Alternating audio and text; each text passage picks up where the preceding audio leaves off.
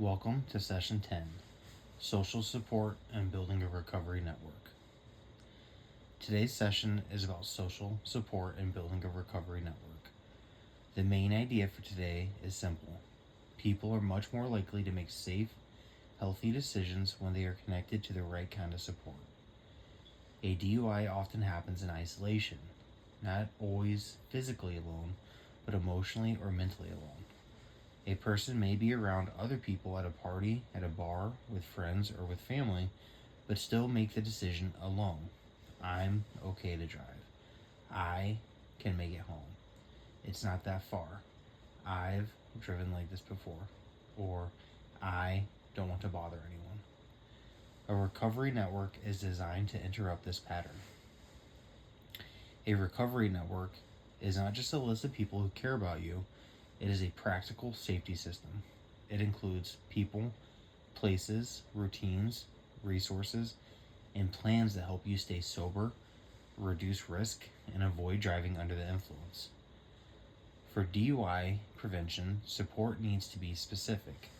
It is not enough to say, I have family, or I have friends, or I know people who would help me out.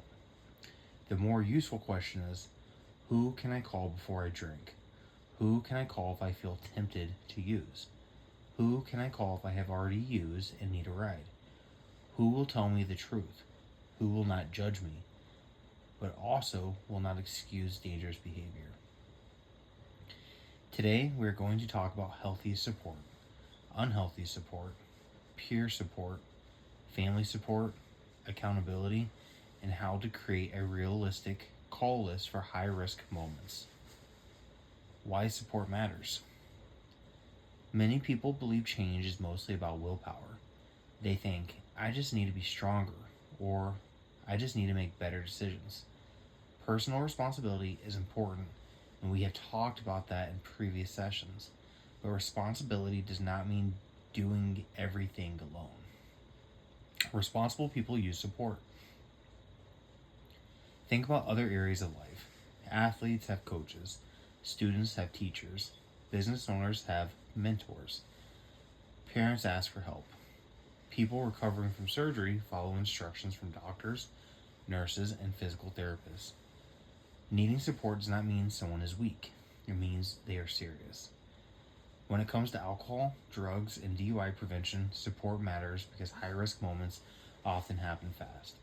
A person might be doing well for days or weeks, then suddenly experience stress, anger, boredom, loneliness, celebration, peer pressure, or conflict. In that moment, the brain can start looking for the fastest relief. That might be drinking, using, leaving the house, going to old places, texting old people, or driving when it is not safe. Support gives the person more options in that moment.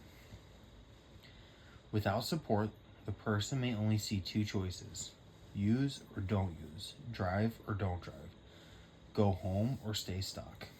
With support, there are more choices. Call someone, ask for a ride, go to a meeting, step outside. Use a coping skill, get picked up, stay overnight, call a sponsor, call family, call a sober friend, use a rideshare, or remove access to keys. Support does not remove responsibility. It strengthens responsibility. A strong recovery network helps answer three important questions. Who helps me stay honest? Who helps me stay safe? Who helps me keep moving forward? Those three questions are especially important after a DUI because DUI behavior is not only about substance use, it is also about decision making, risk planning, emotional regulation, and accountability. Privacy versus isolation. One important difference to understand is the difference between privacy and isolation. Privacy is healthy. Everyone deserves some personal space. A person does not need to tell every detail of their life to everyone. Privacy means choosing appropriate people and appropriate times to share personal information. Isolation is different. Isolation means pulling away from people who can help. Isolation often includes hiding, avoiding, minimizing, lying, or pretending everything is fine when it is not. Isolation says, I'll handle this myself, even when the person has already proven that handling it alone has not worked. Many people who struggle with alcohol, drugs, or DUI risk isolate before they relapse or before they make unsafe decisions. They stop answering calls. They stop going to appointments. They avoid people who ask direct questions. They spend time with people who enable them. They tell themselves nobody understands or I don't need anyone. The problem with isolation is that it creates a private world where risky thinking can grow without challenge. Healthy support interrupts risky thinking. A supportive person might say, you told me you did not want to drink tonight. A supportive person might say, I'll come get you. A supportive person might say, give me your keys. A supportive person might say, let's talk for 10 minutes before you make a decision. A supportive person might say, I care about you too much to pretend this is okay. That is not control. That is support with accountability. What makes a relationship healthy? Not every relationship is healthy support. Some people are fun but unsafe. Some people are loyal but enable poor decisions. Some people care about you but do not have the skills or stability to help you in recovery. Some people may love you, but they may also be connected to old patterns of drinking, using, arguing, partying, or risky behavior. A healthy support person does not have to be perfect. They do not have to have all the answers, but they should support the direction you are trying to go. A healthy support person usually has several qualities. First, they respect your goals. If your goal is sobriety, reduce use, or no drinking and driving, they do not pressure you to go backward. They do not make fun of you for trying to change. They do not say, come on, one drink won't hurt, or you're being boring, or you're different now. They may not fully understand everything, but they respect the fact you are trying. Second, they are honest. A healthy support person tells the truth. They do not just tell you what you want to hear. They are willing to say, that sounds risky, or you're making excuses, or you need to slow down and think. Third, they are safe. A safe support person does not encourage drinking and driving, drug use, violence, illegal behavior, or reckless choices. They help reduce danger, not increase it. Fourth, they are responsibly dependable. They may not answer every call, and they may have their own life, but overall, they are someone who can be counted on. Fifth, they support accountability without shame. Shame says, you are a terrible person. Accountability says, your choices matter and you can choose differently. A healthy support person does not need to attack your character. They can challenge your behavior. A good recovery network often includes different people for different roles. One person may be great for emotional support. Another person may be better for accountability. Another may be the best person to call for a ride. Another may be someone from a support group who understands cravings. Another may be a counselor, sponsor, pastor, mentor, coach, or family member. The goal is not to find one perfect person. The goal is to build a network.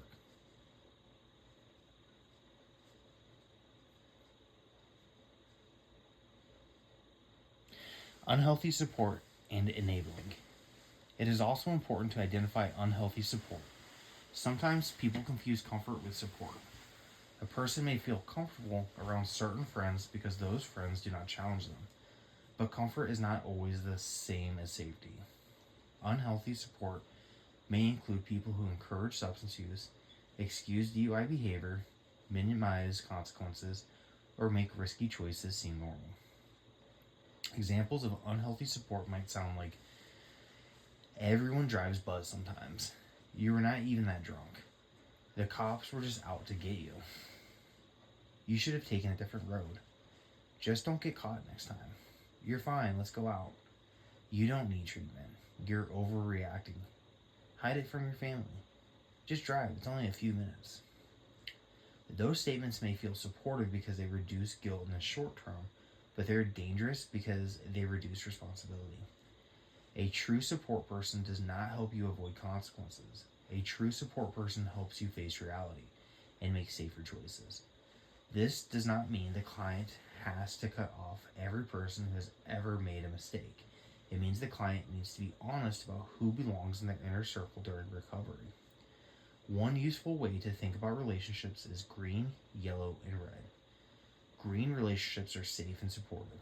These are people who encourage recovery, safe driving, honesty, and growth. Yellow relationships are mixed. They may be people who care about you, but may not always understand your goals. They may be okay in certain settings, but risky in others. You may need boundaries with them. Red relationships are high risk. They are people who pressure you to drink or use, encourage illegal behavior, ignore your goals, or increase the chance of relapse or another DUI. The goal is to spend more time with green supports, be careful with yellow supports, and create strong boundaries around red supports.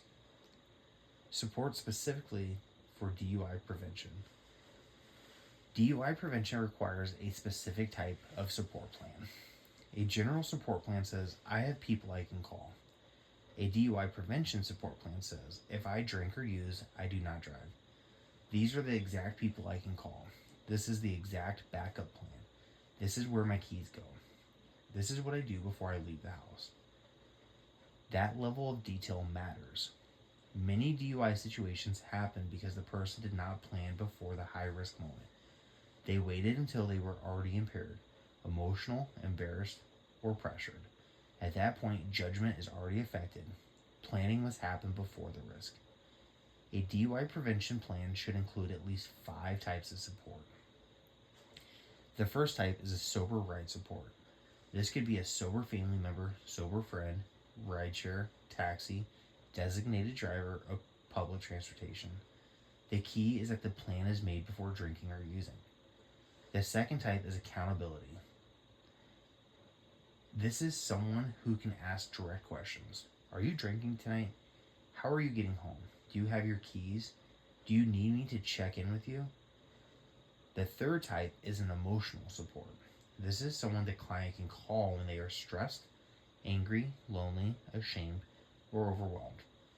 Many people use substances not just because they want to feel good, but because they want to stop feeling bad.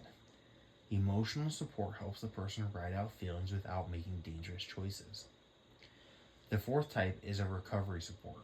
This may be someone from AA, NA, Smart Recovery, LifeRing, a sponsor, peer support, counselor, or another sober person. This person understands cravings, triggers, relapse thinking, and the process of change. The fifth type is a practical support. Practical support may include help with transportation, appointments, work, childcare, court requirements, probation expectations, or scheduling. Sometimes stress builds because practical problems pile up. Practical support can reduce the pressure that leads to risky choices. A strong plan does not depend on one person answering every time. It includes backups. For example, a client's plan might be, first, call my brother. Second, call my sober friend. Third, call my sponsor or support group contact.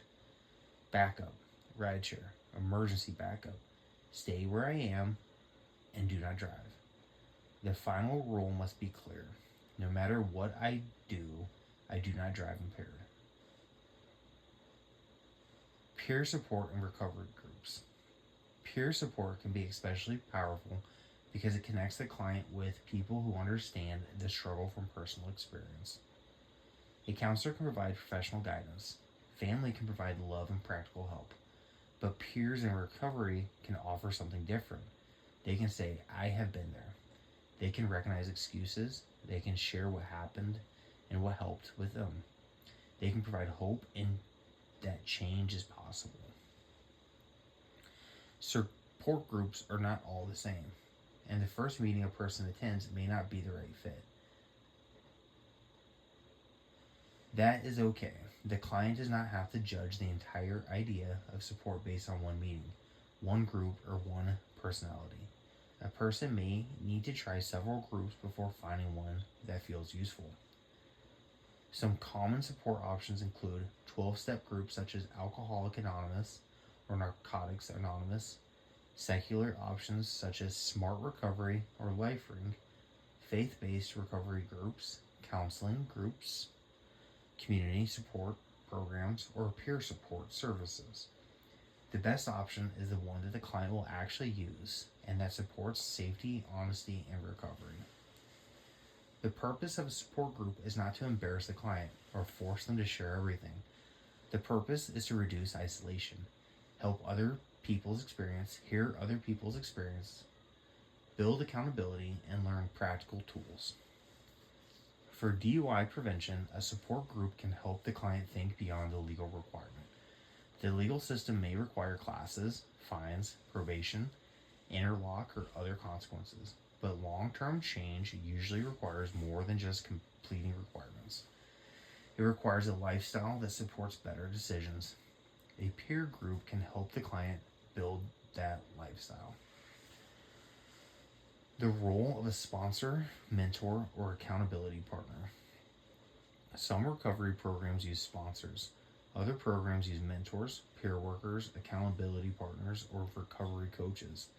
The title is less important than the role.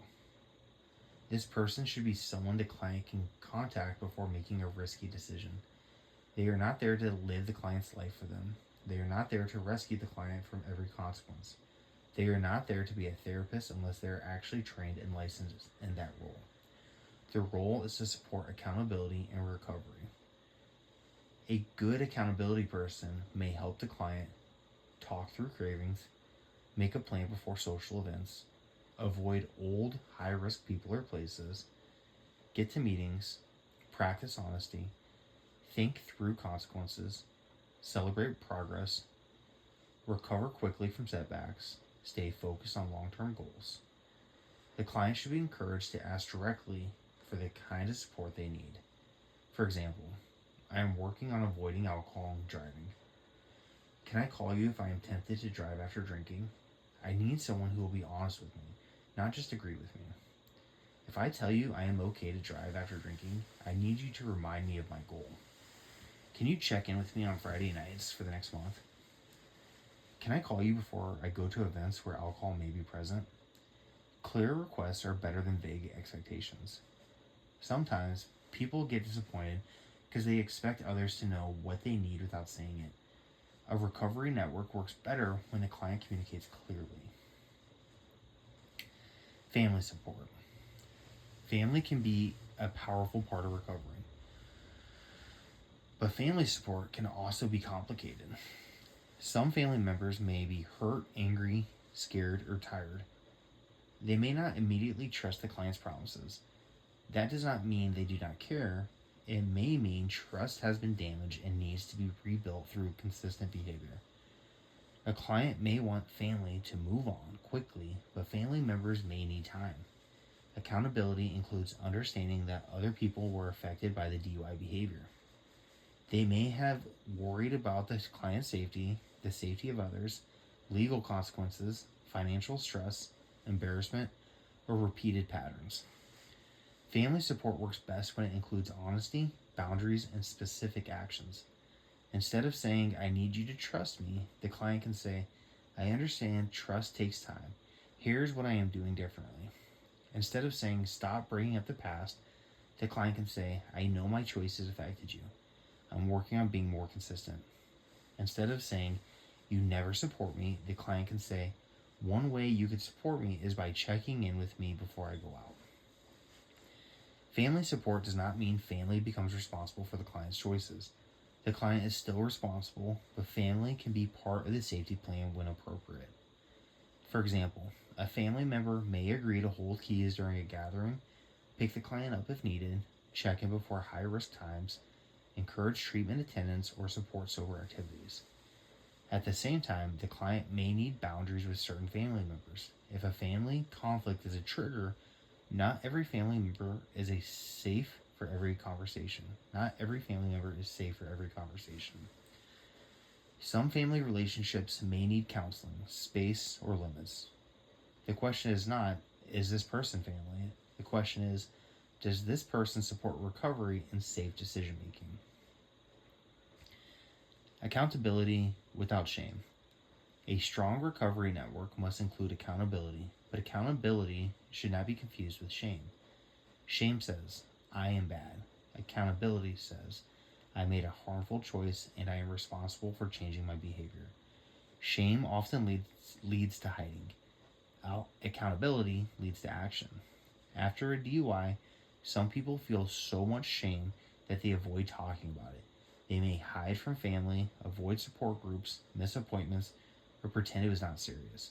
That makes the situation more dangerous because the person is alone with their thoughts. Accountability means being honest about what happened and what needs to change. Accountability may include saying, I drove when I should not have.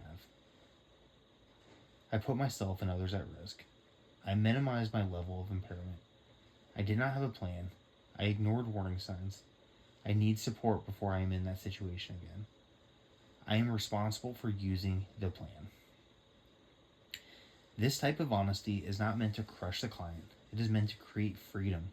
When the client tells the truth, they can build a plan that actually fits reality. Supportive accountability also includes noticing progress. The client should not only hear feedback when something goes wrong. Progress matters. Going to class matters. Completing a worksheet matters. Calling someone instead of driving matters. Leaving a risky situation matters. Being honest matters. Attending a meeting matters. Apologizing matters. Planning ahead matters. Recovery networks should hold the client accountable for risk and also encourage the client for growth. Building the call before driving plan. Now we're going to focus on one of the most important parts of today's lesson, the call before driving plan. This plan should be simple enough to use during stress. The client should identify at least 3 people or resources they can contact before driving impaired. The plan should also include a backup option if nobody answers. The plan should be written clearly. An example, if I have been drinking or using, I will not drive. Before I go to a place where alcohol or drugs may be present, I will decide how I am getting home. If I am tempted to drive, I will call or text these people in order. 1, 2, 3. If none of them answer, I will use this backup plan. Call rideshare, taxi, stay where I am, call another sober person, or ask staff security for help. I will not solve embarrassment by creating danger. That sentence matters. Many people drive impaired because they feel embarrassed. They do not want to call family. They do not want to admit they drink. They do not want to spend money on a ride. They do not want to leave their car somewhere. They do not want to be judged. But embarrassment is temporary. A DUI, injury, death, arrest, or legal consequence can last much longer. A support network helps the client choose temporary discomfort instead of long-term damage.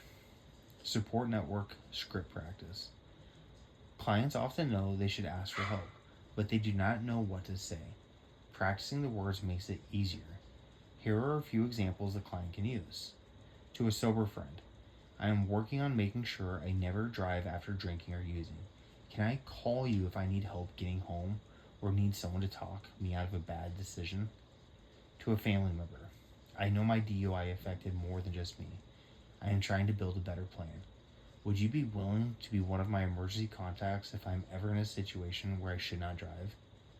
To a support member, I am new to building support. Can I get your number in case I need to talk through a craving or risky situation? To someone before going out, I am not driving tonight if I drink. I already have a ride plan. Please don't let me talk myself out of it. To someone who pressures them, I am not drinking and driving. I am not debating it. I am leaving with a sober ride. Those statements may feel uncomfortable at first. That is normal. New behavior often feels uncomfortable before it feels natural. The goal is not to sound perfect. The goal is to be clear. Boundaries with high-risk people. Building support also means setting boundaries with people who increase risk. A boundary is not about controlling another person. A boundary is a decision about what the client will or will not participate in. For example, I am not riding with anyone who has been drinking. I am not going to the bar after work right now. I am not keeping alcohol in my car or taking open containers. I am not going to parties without a ride plan. I am not spending time with people who pressure me to use. I am leaving if drugs come out. I am giving my keys to someone safe before the event starts. Boundaries are most effective when they are specific and followed by action. A weak boundary says, I probably shouldn't drink too much tonight.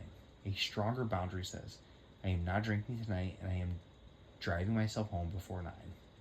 An even stronger boundary says, I am not going to that event because I know it will be high risk for me. The client does not need everyone to agree with their boundaries. They need to follow them. Sometimes people will test boundaries. They may tease, pressure, guilt, or challenge the client. That is why support is important. It is easier to hold a boundary when at least one safe person knows the plan. Recovery capital. Building a life that supports change. Support is not only about crisis moments. It is also about building a life that makes healthy choices easier. A person is more likely to stay on track when their daily life includes structure, purpose, healthy relationships, meaningful activities, and practical stability. This can include work, school, parenting, exercise, faith, hobbies, counseling, meetings, sober, recreation, volunteering, cultural connection, healthy sleep, financial responsibility, and legal follow-through.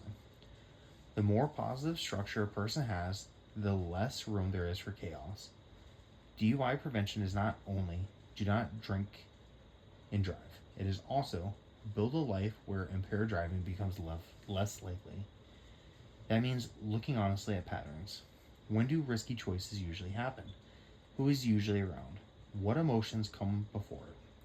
What places are involved? What time of day or week is most risky? What excuses show up? What would have helped 10 minutes earlier? What would have helped 1 hour earlier? What would have helped 1 day earlier? A recovery network should be designed around the client's real patterns, not an ideal version of the client's life. If Friday night is risky, the plan should focus on Friday night. If payday is risky, the plan should focus on payday.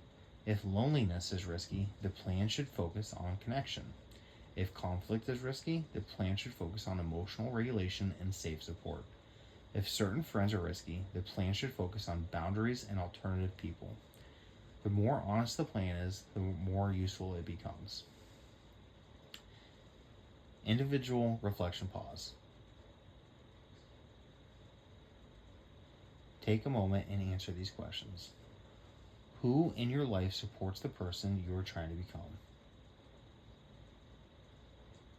Who in your life keeps you connected to old patterns? Who could you call before making a risky decision? Who would tell you the truth, even if you did not want to hear it? Who would help you avoid driving impaired without shaming you? The purpose of these questions is not to judge the person in the client's life. The purpose is to sort relationships honestly. Some people may belong close. Some may need boundaries. Some may need distance. Some may be supportive in one area but not in another. Putting the network into action. A recovery network only helps if the client uses it. Many people have phone numbers they never call. They have family they never ask. They have meetings they never attend. They have counselors they are not honest with. They have a plan they do not follow. The goal after today is not to create a perfect list. The goal is to take one real step.